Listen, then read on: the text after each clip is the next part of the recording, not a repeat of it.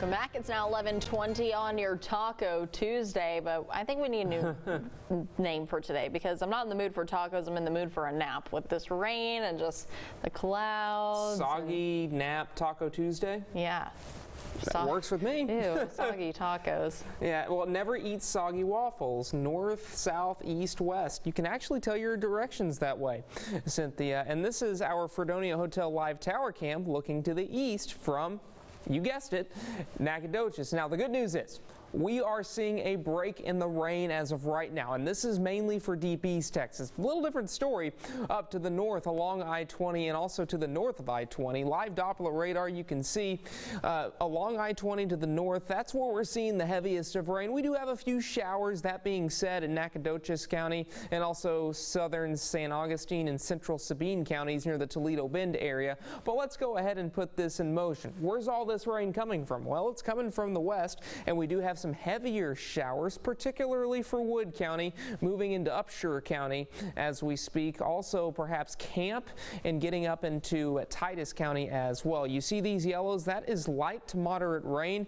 and this will continue on and off throughout the afternoon. That being said, it's not going to rain all afternoon. I do anticipate a few breaks, but I would cancel those outdoor plans because we've got multiple more waves of rain on the way. A little further to the east, I've got rain right now in Harrison and Marion counties and also into parts of Panola County near the Beckville and Carthage regions. And of course, it will take you to Futurecast because this isn't the only wave of rain we're going to see.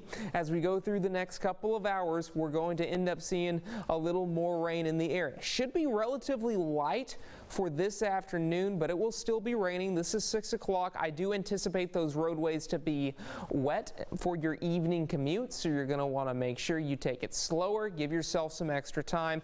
By midnight, we do see the onset of more rain moving into the area, and heavier rain at that. 6 o'clock tomorrow morning from Tyler, Mineola to Gilmer to Mount Pleasant to Linden, we are seeing relatively heavy rain, and there will be standing water on some area roadways, particularly low-lying roadways near a creek, a stream, or a river. So be particularly cautious if you do see that standing water on those roadways.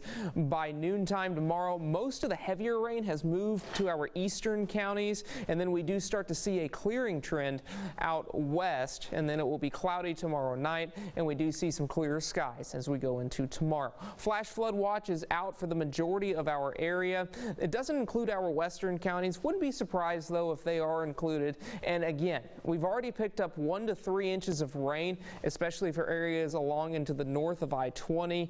But where you see these oranges and yellows, Futurecast has 2, 3, maybe even 4 more inches of rain in the forecast. Temperatures 40s and 50s.